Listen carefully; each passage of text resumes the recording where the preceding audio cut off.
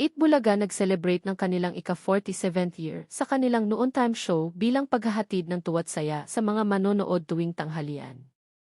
Isang simple at makasaysayan ang naging ganap sa studio ng Eat Bulaga at pagbabalik-tanaw sa mga narating ng kanilang show mula pa nang sila ay magsimula at hanggang sa tuloy-tuloy na success sa kanilang show.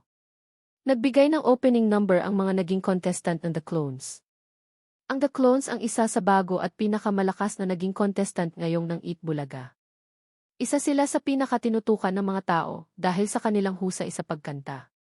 At bilang naging bahagi sila ng ika-47th years ng Eat Bulaga. Isa ito sa kanilang pinaka-memorable experience sa kanilang buhay. Naging masaya ang kanilang opening number na ikinatuwa ng mga tagahanga ng mga The Clones na mga fans mula sa mga manonood sa studio hanggang sa mga manonood sa bahay. Sa pagkakataon na ito ay nagpasalamat din ang trio na sila Tito Vic and Joey sa mga manonood at sa mga bumubuo ng Eat Bulaga dahil sa kanilang walang sawang pagtuktok mula pa noon hanggang ngayon.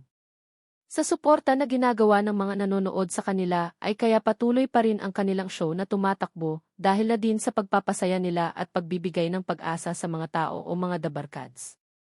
Halos 3 years na nga lang daw ay makakapit na nila ang kanilang ika-50 years ng show. Isa din ito sa mga inaabangan ng mga manonood dahil isa ito sa magiging kasaysayan sa Philippine history noon time show na umabot ang isang show na halos 50 years.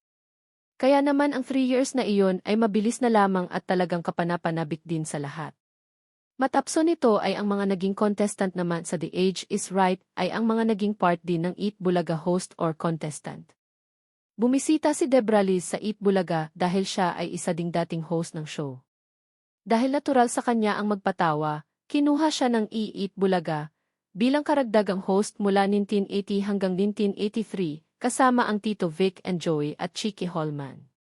Nasa Monday edition naman siya ng variety show, The Big Big Show, sa GIS 2 kasama sina Richard Gomez at Kring Kring Gonzalez. Naging host din siya ng T Con Todo Paculo noong 1981 with Jackie Lu Blanco.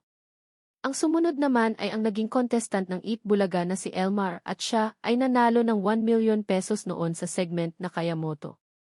Siya ay isa na ngayong ganap na engineer at ang perang napanalunan niya daw ay ibinigay niya lahat sa kanyang magulang. Naging maayos ang paghawak ng pera sa kanya at doon din siya nakapagtapos ng pag-aaral.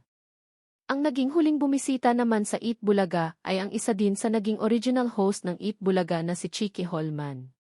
Si Chicky Holman ay isa sa naging kasama ng trio na sila Tito Vic and Joey noon. Isa din siya sa inaabangan na female host noong siya pa ay regular host ng show. Kaya naman ang pagbabalik at ang muling pagtapak niya sa studio ng Eat Bulaga ay isang nostalgic para sa kanya. Napakasarap raw sa feeling na maging part ng Eat Bulaga dahil dito din siya natuto sa lahat ng bagay at karangalan na maging isa siya sa naging host ng show. Matapos nga nito ay nasa barangay sila Riza Maijose Manalo at Paolo para magbigay ng saya sa barangay. Sa pagkakataon nga na ito ay kasama din nila dito ang dating original host din ng Eat Bulaga na si Iza Calzado dahil mayroon din itong hatid sa mga dabarkads na produkto dahil partner si Iza ng isang brand katulad kay Vic Soto. Kaya naman sumama na din dito si Iza Calzado sa Sugod Bahay dahil isa din ito sa kanyang naging trabaho noong siya ay part pa ng Eat Bulaga. Kahit hindi na regular host si Iza, ay mananatili pa rin siyang part ng Eat Bulaga dahil forever Eat Bulaga din siya mula niyang siya ay regular host pa sa show na ito.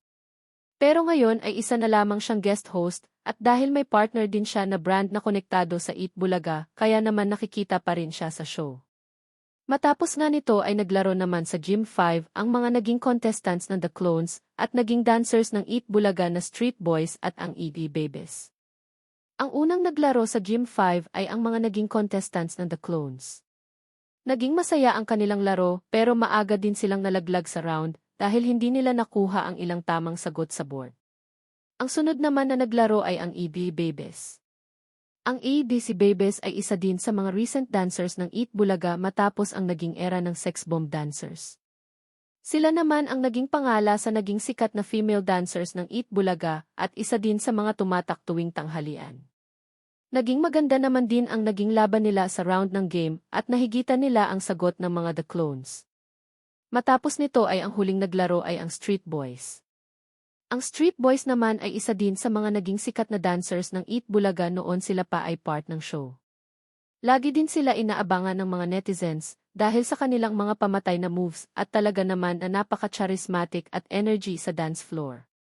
Malaki din ang naging pagbabago sa kanilang buhay ng Eat Bulaga dahil kung hindi din daw, dahil sa Eat Bulaga ay hindi sila makikilala at magiging sikat at kung ano man ang narating nila ngayon ay tatanawin nila itong malaking utang na loob sa Eat Bulaga. Naging game naman ang kanilang group at sila din ang nakapasok sa jackpot round at nakuha ang 3 words, kaya sila ang nanalo sa Game 5.